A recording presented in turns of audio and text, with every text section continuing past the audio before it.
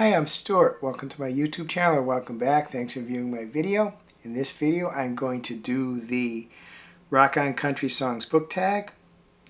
This is an original tag created by Nicole at Nicole's Bookish Nook. Nicole tagged me in her video. Per Nicole, here's my original tag, Rock On Country Songs book tag. Note, you do not need to know these musicians or listen to rock or country to do this book tag. There are 11 prompts of this tag. The first prompt is A Boy Named Sue by Johnny Cash, a fiction or nonfiction book about a boy who had a tough life. In my youth, one of the first albums I ever had was one of Johnny Cash's live albums. I think it was the Folsom Prison one, and on it was A Boy Named Sue, really good song. For this prompt, I'm going to choose Still Just a Geek, An Annotated History of Musings by Wil Wheaton. Wil Wheaton played Wesley Crusher on Star Trek The Next Generation. He was also in the Stand By Me movie. He wasn't treated very well by his parents or his brother.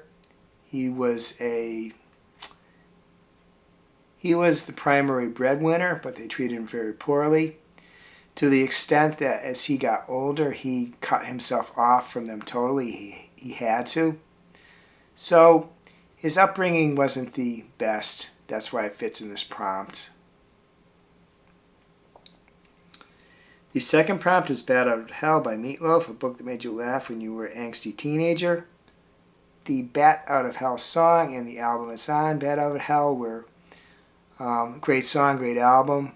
I sometimes still play the songs from the album. Paradise by the Dashboard Lights is a particular favorite of mine. I think that album would be relevant to teens, I won't say forever, but for a very long time. It's kind of timeless to talk about feelings of teens. I wasn't really an angsty teenager, and it's so long ago I don't remember books that made me laugh.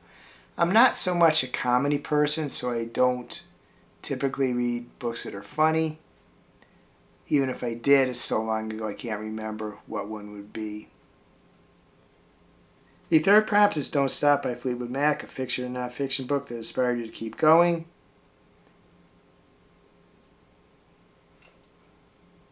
Fleetwood Mac was huge when I was growing up in the 70s. Particularly, I think there was a self-titled album, and then Rumors were really huge. I don't have a particular book, but I did have a period of time in the 80s where my mental health was really poor. I ended up spending some time in an institution for a few weeks. When I went into the institution, nothing was bringing me joy, not even reading. And I do remember when I got out of the institution that not too long after, there's a book I read. I cannot remember the title, unfortunately, but I do remember it was a book that I enjoyed, and I was back to enjoying reading again.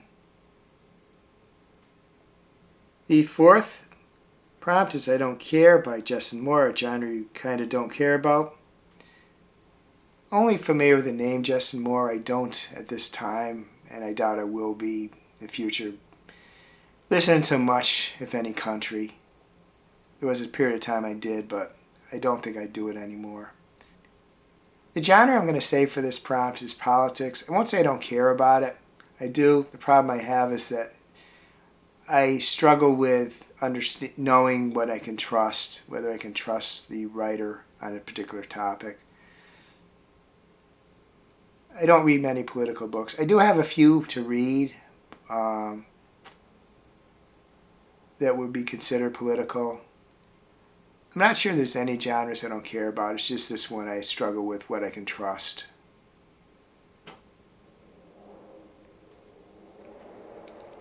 The fifth prompt is We Belong by Pat Benatar, your favorite bookish couple.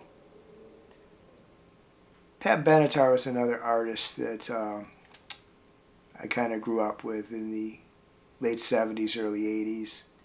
It's all over the radio then. At a time when there weren't many women singing rock songs. I'm going to stretch this a little bit. I'm going to have two choices. One is a trio, and it's not a romantic one, it's a friendship one. But that is Kirk, Spock, and McCoy in the original Star Trek series. Just a great friendship between the three of them. Even though Spock and McCoy kind of snipe at each other, deep down they're friends and would literally, I think, die for each other.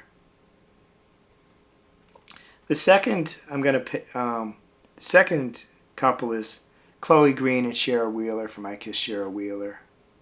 A great YA novel. It was a sapphic romance, just kind of developing as the book came to its conclusion between the two of them. The sixth prompt is Tennessee Whiskey by Chris Stapleton, a book set in or around Tennessee. I had to do a search on this one. Nothing came to mind, but a search came up with The Silence of the Lambs by Thomas Harris, and it is a book I read years ago. I want my answers to all these prompts to be ones I've read. The seventh prompt is Jolene by Dolly Parton, a book where the plot is about cheating. Although this isn't the main part of the plot, it is part of it, and that's Say You Remember Me by Abby Jimenez. Part of the story is the mother of the hero in the story. She is declining mentally, and there's a good amount of discussion what it takes to care for a person in that situation, and kind of to escape from the stress of it. The husband, the husband of the woman who is declining, the father of the heroine, has an affair. I didn't necessarily agree with his choice, and I also didn't agree with the fact that the other family members, that didn't seem to bother him, but still, cheating is involved in this book. The eighth prompt is Man of Constant Sorrow by the Stanley Brothers, a book about a sad main character. I'm going to choose Finch in All the Bright Places by Jennifer Niven. On the face of it, he's a happy, upbeat character, but inside he's struggling. And it goes beyond sad, actually. Goes into depression. Yeah, very good YA book. Kind of a gut punch toward the end of it, but a really good book. And Finch is a sad character, struggling. The ninth prompt is Fancy by Reba McEntire, a fiction and non-fiction book about a woman who moved up in the world. Although not a huge Reba McEntire fan, I was fortunate to see Reba McEntire with my mother in the early 2000s. I'm going to choose Evelyn Hugo and the Seven Husbands of Evelyn Hugo by Taylor Jenkins Reid. She, through effort and talent too, became a very noted actress. So she definitely moved up in the world. Her start wasn't great. The 10th prompt is Lowrider by War, a fiction and non-fiction book about cars or a road trip. I really should give this song a listen again. There's just, I won't say it's a favorite of mine, but when I see the name, I just think of the, I guess the chorus of it and the kind of the bass of the song. I'm going to choose two books for this one. One is Mrs. Nash's Ashes by Sarah Adler. There is a man and a woman. They're at an airport, and it's basically travel is shut down. There's a nationwide computer problem, and they decide to rent a car together and go on a road trip to get to their destinations. And it's a forced proximity romance, and a very good one. The second book I'm going to choose is The Night Parade by Roald Malfi. In this book, there is a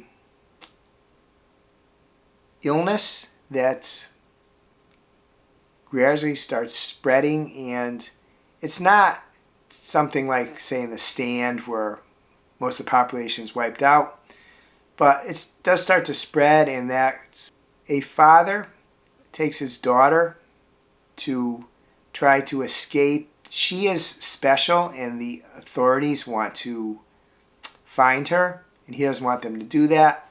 So he goes on a road trip with her to try to prevent the authorities from getting her, because he really doesn't trust what they'll do if they do.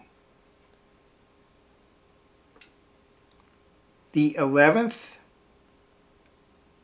prompt is tag people. First, I'm going to tag anyone who watches this video. Second, I'm going to tag a bunch of people in the description of the video.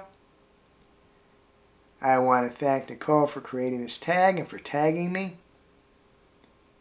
Music is something of great interest to me, even though I didn't know. I've heard of all the artists, but some of them I wasn't familiar with. Some of them brought back good memories for me. I should have said, too, that obviously if I tag people, it's only if you choose to answer one or more of the prompts. If you do so in my comments or video your own, I would be interested. If you don't have anything else to comment, please add a car emoji for the road trip question or some kind of musical emoji. There must be note emojis or guitar emojis or something like that. Some musical instrument emoji or music-related emoji. I hope you're having a wonderful reading week. I hope you're having a wonderful week in general. If you enjoyed this video, please give it a like, please subscribe, please hit the bell to get notified when I upload future videos.